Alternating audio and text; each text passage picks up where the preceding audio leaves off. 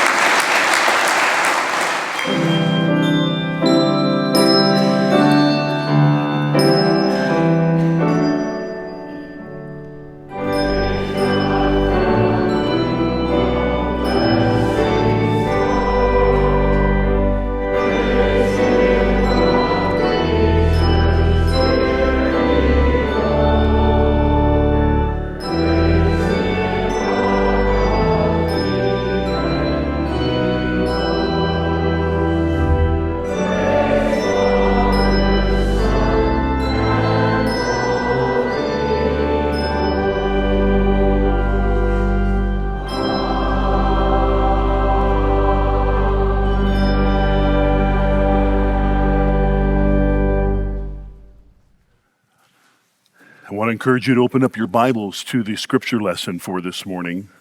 If you're using the Pew Bible, you'll find it there on page 1028. Luke chapter 8. We're going to look at verses 26 through 39 this morning. Hear now the word of God. Then they sailed to the country of the Gerasenes, which is opposite Galilee. When Jesus had stepped out on land, there met him a man from the city who had demons. For a long time he had worn no clothes, and he had not lived in a house, but among the tombs. When he saw Jesus, he cried out and fell down before him and said with a loud voice, "What have you to do with me, Jesus, Son of the Most High God? I beg you, do not torment me." For he had commanded the unclean spirit to come out of the man. For many a time it had seized him. He was kept under guard and bound with chains and shackles, but he would break the bonds and be driven by the demon into the desert. Jesus then asked him, "What is your name?" And he said, "Legion," for many demons had entered him. And they begged him not to command them to depart into the abyss. Now a large herd of pigs was feeding there on the hillside, and they begged him to let them enter these. So he gave them permission. Then the demons came out of the man and entered the pigs, and the herd rushed down the steep bank into the lake and drowned. When the herdsmen saw what had happened, they fled and told it in the city and in the country. Then people went out to see what had happened, and they came to Jesus and found the man from whom the demons had gone sitting at the feet of Jesus, clothed and in his right mind, and they were afraid. And those who had seen it told them how the demon-possessed man had been healed. Then all the people of the surrounding country of the Gerasenes asked him to depart from them, for they were seized with a great fear. So he got into the boat and returned. The man from whom the demons had gone begged that he might be with him, but Jesus sent him away, saying, "Return to your home and declare how much God has done for you." And he went away, proclaiming throughout the whole city how much Jesus had done for him. So far, the reading of God's word. He who has ears to hear, let him hear what the Spirit says to the church. Let's pray. Our Father and our God, as your word has been read aloud, we put ourselves under your word as your children and ask that you teach us, that your Spirit be with us and guide us into a deeper understanding of who your Son is, of your power over all things, of your sovereign love and care for all who belong to you. Father, may we find ourselves in awe of that truth, and may we find ourselves sitting at your feet, learning from you. For that purpose, Father, I ask that you would please bless my thoughts and words, that they would glorify you alone, and that they would be food for your sheep. In Christ's name, amen. Well, Jesus has just finished a trip across the Sea of Galilee, which that trip included surviving a terrible, terrible storm that was of such magnitude that his disciples felt their lives were in peril. And Peter worked us through that passage, both passage scripture and passage across the sea, last week. The storm, as we know, was calmed, brought to a peaceful rest by just a few words of command from our Savior. And now he has arrived on the eastern shore in the area of the Gerasenes. Some of the other gospels say Gadarenes. Don't let that throw you. This is one area, both the Gerasenes and the Gadarenes. There are two cities that make up a whole area called the Decapolis. And this is not just a little bit of geographic note. It's important because now we know that Jesus is moving out into Gentile territory. His mission, if you will, is starting to go international. He's here now proclaiming a truth among the Gentiles. And so we don't want to miss that. And we don't need to miss the fact that this is an unclean territory. The presence of pigs, for one thing, but also the presence of demons. He's out in the wild wilderness, if you will. There's a lot of greetings that go out for dignitaries. Our own president was on a tour here in Saudi Arabia not long ago, and the red carpet is rolled out, and the guard has got their best dress on to welcome such a dignitary. Our Savior was greeted by a demon-possessed man. Not much pomp and circumstance. He's greeted by a man who was from the city, but he has not lived in the city for quite some time. In fact, we're told out that he's not really living much as a human being. This man is living more like a wild animal. He wears no clothes. That's disturbing. He does not live in a house. He takes up most of his residence when he's in the area in a cemetery, living among the tombstones. It's quite the picture, isn't it? He's alive, but in a sense, he's dead.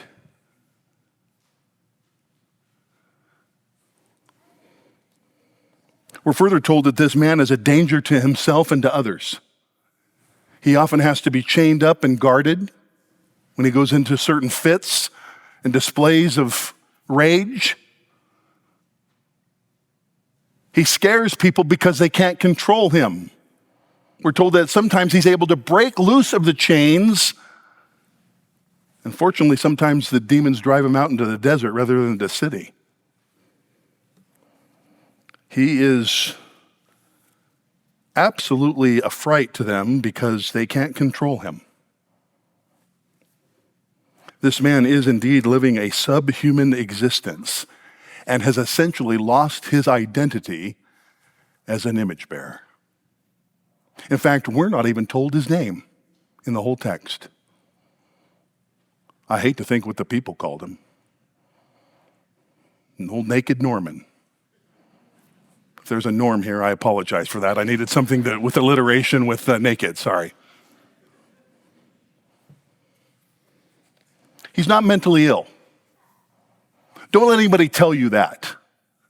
That's the rubbish of liberal theology. Ancient people knew the difference between mental illness and demon possession.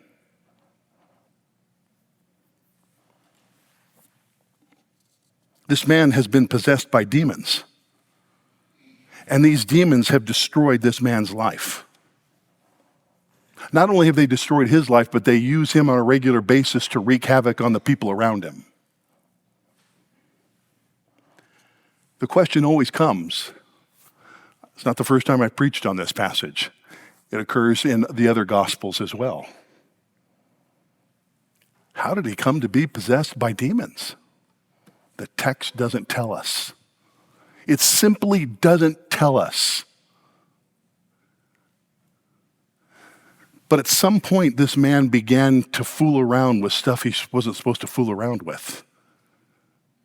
The occult is very old and comes in many, many forms of man-made religions, goes back into the ancient world of all times, looking for power and way to self-aggrandizement.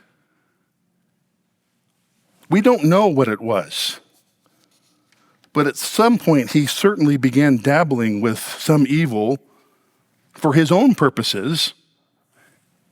He opened up the door and eventually was overrun by the power of evil. Satan and the demons are great at deception. Absolutely great at deception. Many people still like to cling to the medieval portrait of Satan in a red suit with a tail and a pitchfork. That's never been accurate. The medieval church made that up as an insult to Satan and his vanity.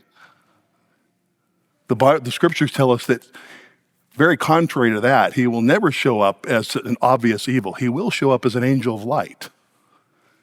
He's a counterfeiter. From the very beginning, he's a counterfeiter. He likes to bring opportunities to make it look like you're being religious or being selfless. He'll always find some way to work in there. When I worked in law enforcement as a police officer, I arrested many, many people for drug offenses. Many, many people. Of every skin type, both genders, young, old, everything in between. And I made some observations. No addict ever started out with the intention of being an addict. They started out using a drug for their own purposes, to stay awake, to have more energy, to not feel sad, to whatever. And what they found out is, at the beginning, they were using the drug, but eventually, the drug started using them. And that's very much how it is with Satan and the demons. They'll offer something to you that you think you can use, but after a while, they're using you. This man is actually caught in a hopeless existence and has no power to get himself out of this existence. He needs somebody of far greater power from outside himself to save him, to rescue him. And if you ask all the people that lived among him or around him and had to deal with him, they would tell you, there is no hope for this guy. We're just hoping he goes away someday.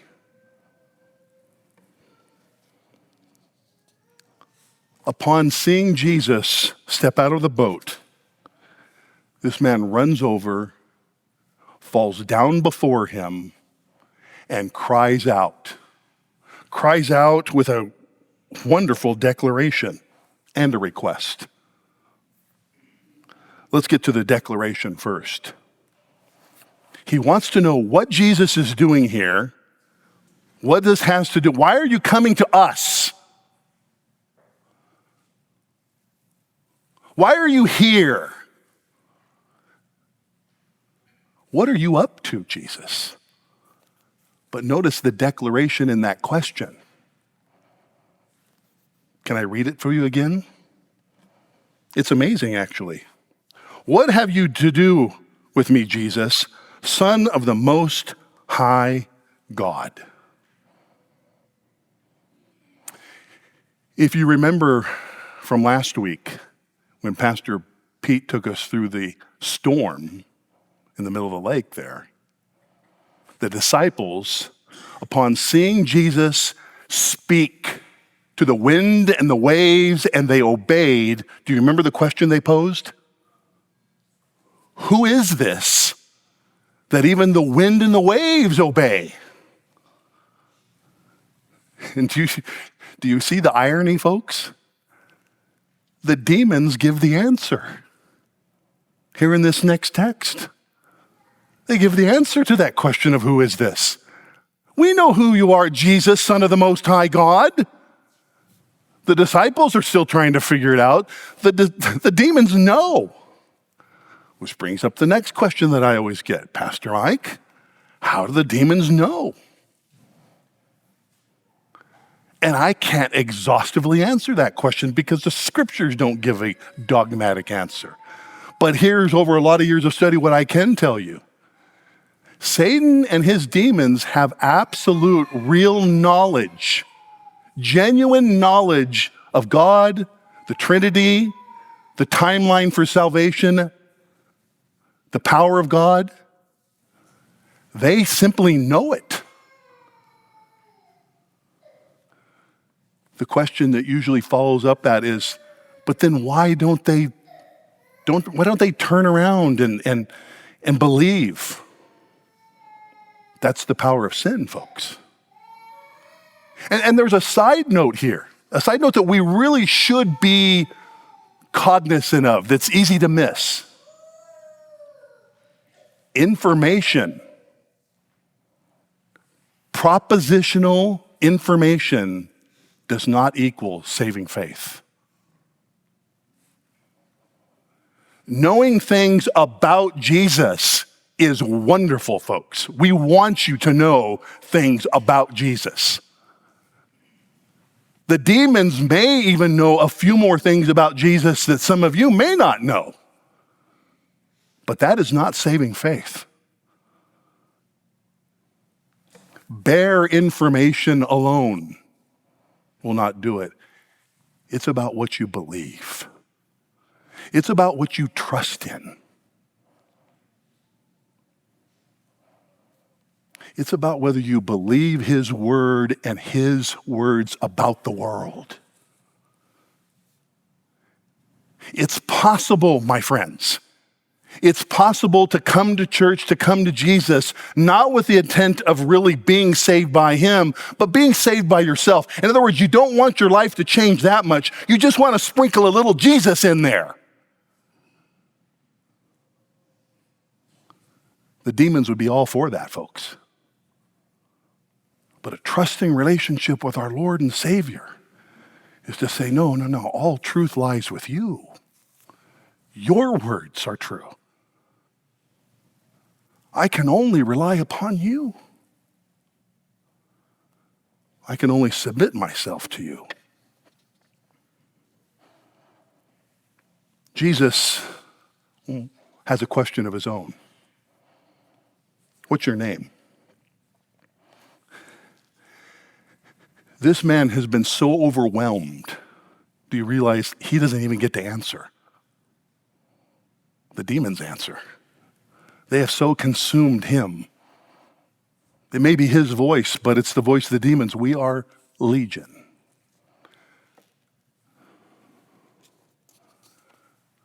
Legion. We are many. The townspeople, any other herd, the disciples that hear this would have, legion, that's a cohort of the Roman army. That's thousands of soldiers.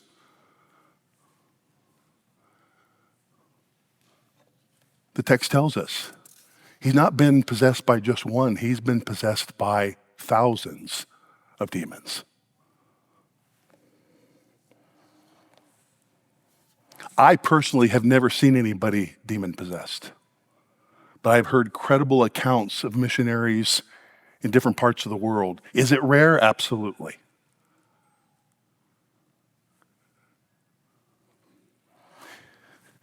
One of the things that's interesting about the scriptures is you can read this and think, oh, that the demons are everywhere in the Bible, which is actually not true.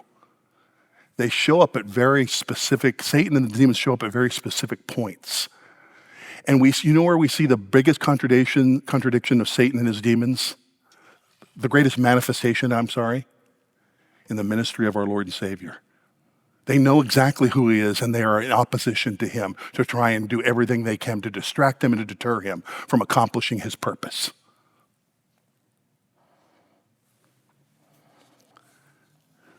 This is not the gunfight at OK Corral. This is something far more significant. This is the evil forces of a fallen world trying its best, as futile as it is, to make one last stand against God and his plan of salvation. And he's been fighting this battle all the way through his ministry in subtle and not so subtle ways. We are legion. The demons make a request. Have you come to torment us? But then the request is, don't send us. Did you notice that? Verse 31. don't command us to depart into the abyss. This is the abyss that's spoken of in the Revelation, the place of final confinement and judgment. You see, they even know this. Don't send us there. In fact, Jesus, it's not that time. Remember, we've talked several times throughout this journey through Luke that his verses, his passage to describe his ministry that he used in the synagogue that day back in chapter 4, when he was handed the Isaiah scroll and sat down and began to teach. I've come to preach good news to the poor, the lame walk, the blind see. But what he doesn't say, it's not the time of final judgment. That time's in the future. It's coming, but it's not in the future. And they seem to know that and use that to their good. Don't send us there yet. It's not that time, Jesus. And then they make a request to go into a herd of pigs. Into a herd of pigs. You see, they know that all authority and judgment has been given to Jesus. And so their request is another opportunity to do what they do. Well, what is it that they do? Well, let me ask you a question. What does the text tell us about what happens to the pigs? The whole herd runs and throws itself into the sea and drowns. And you get a little glimpse of what Satan and his demons are really all about. Destruction. Destruction of God's good creation and his order. To bring disruption and destruction to the way that God has made his image bearers and made all of creation. To set it out of order. To bring death and revel in death's rule. There's a very famous atheist by the name of Bertrand Russell. Some of you may be familiar with that name. This is one of the passages that he cites in his book, Why I'm an Atheist. I can't believe in a God, he says, who would just absolutely let a whole herd of pigs be killed for no reason. I disagree with Mr. Russell. Although personally I do see it as a great waste of bacon.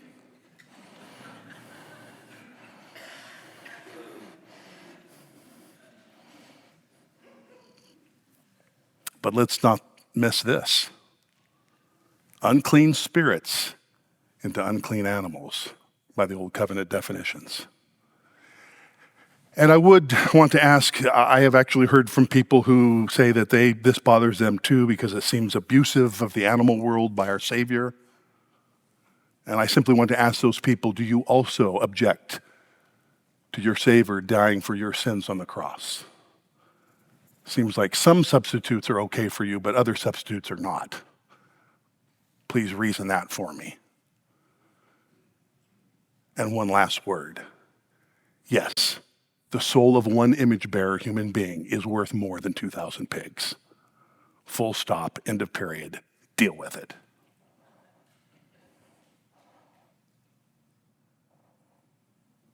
It's interesting. It's interesting that we see the reactions. The herdsmen who witnessed this fled into the city, into the country, to tell everybody that they knew what had happened. And upon hearing this amazing news, the people need, like a lot of us, investigative journalism. I've got to go see this for myself. Verse 35, the people then went out to see what had happened. They came to Jesus and found the man whom the demons had gone out, sitting at the feet of Jesus, clothed in his right mind. Hallelujah, praise the Lord. Oh, no, wait. And they were afraid.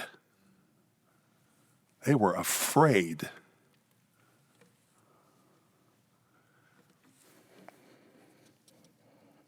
This man has just been restored. He had his humanity restored to him.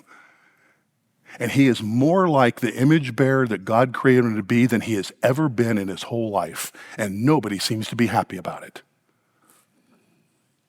Isn't that interesting?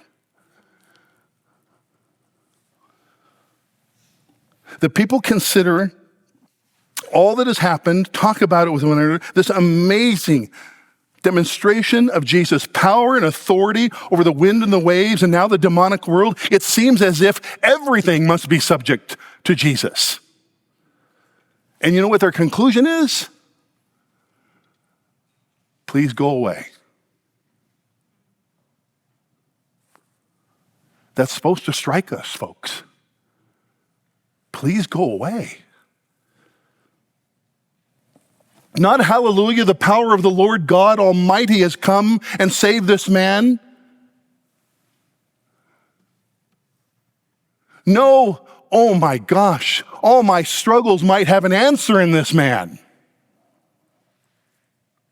They simply just want him to go away because they're afraid. What are they afraid of? Well, I think a couple of things. I don't think it's just one thing. I think there's a couple of things going on here. First of all, it's economics. They just ruined the pig farmer's whole livelihood. Remember in Acts, the silversmith that got mad about the disciples killing their whole idol selling?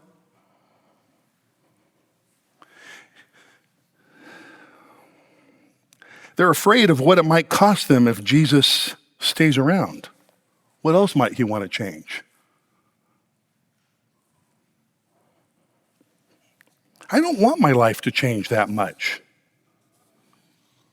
I just want a little Jesus.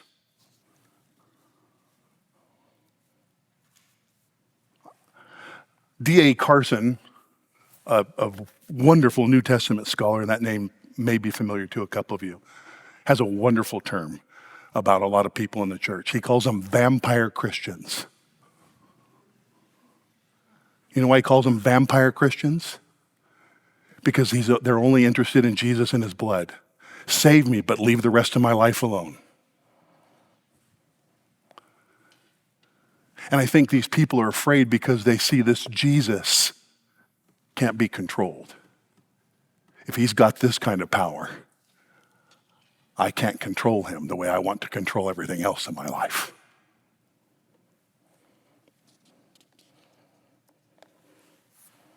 People are scared of what he might do. People are absolutely all over the idea of power and authority as long as they are the ones in control of it. I love religion. I just want to make sure I'm in charge of the religion.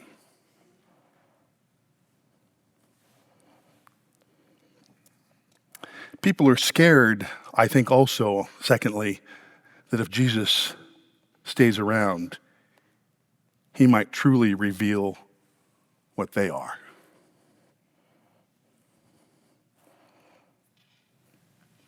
It was fine to work on old naked Norman,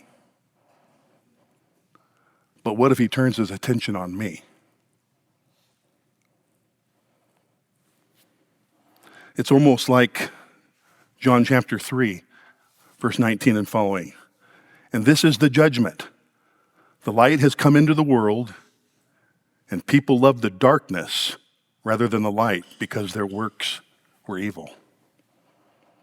For everyone who does wicked things hates the light and does not come to the light, lest his works should be exposed.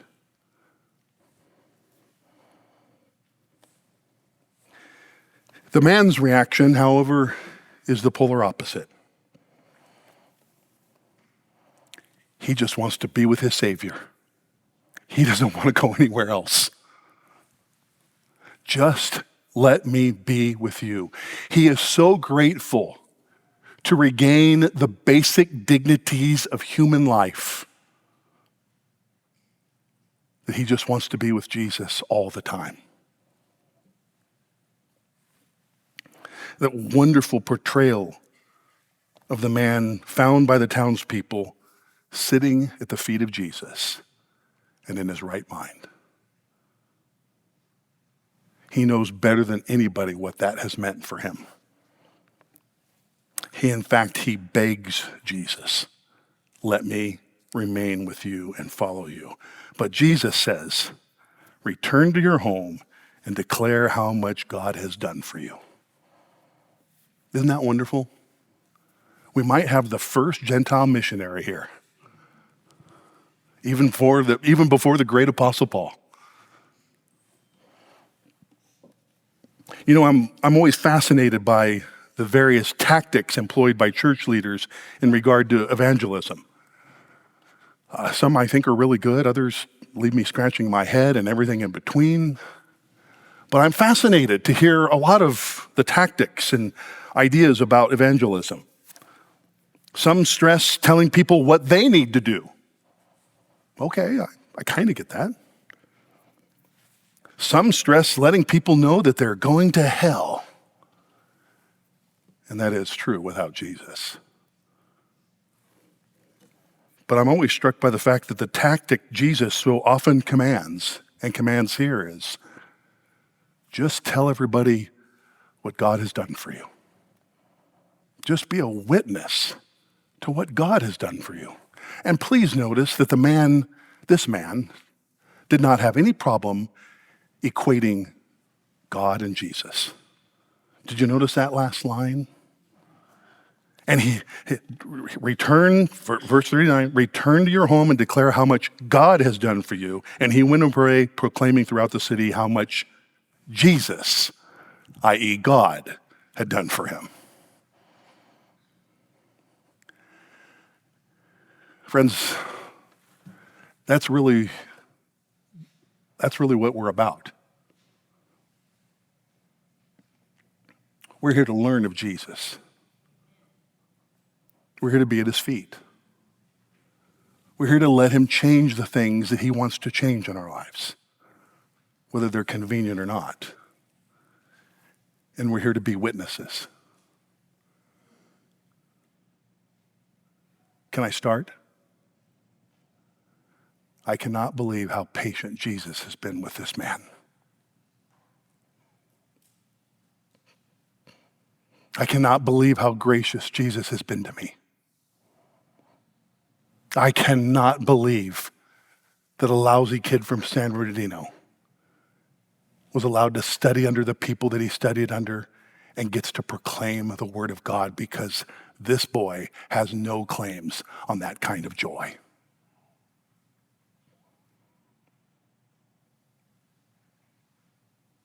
I can't think of a single reason, good reason, that God should have chose me for this.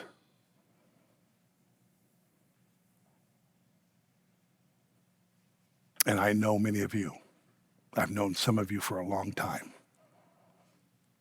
And I have seen repeatedly how patient and gracious he is with you as well. We have a wonderful, powerful, reliable, faithful, strong, and mighty Savior against all enemies, seen or unseen. It's almost like he's a mighty fortress. And he's a divine warrior who has delivered us from death and hell and delivered us into the wondrous, glorious light of a kingdom that will last forever and ever. Amen. Father, thank you so much for your word to us today. What it must have been to see such a radical change in a man whose life had been completely destroyed by evil.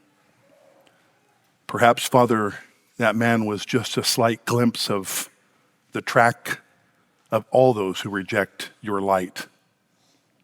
Maybe it's what all humans in hell will eventually look like. We can only ponder those things.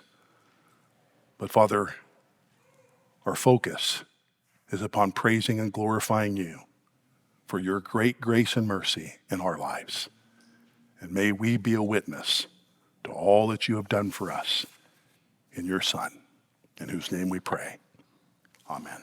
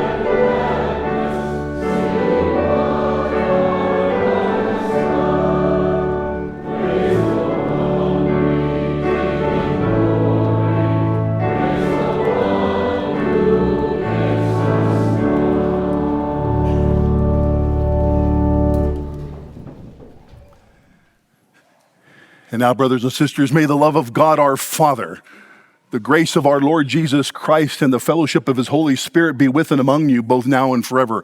Go from this place and love one another, even as God in Christ has loved you. Amen.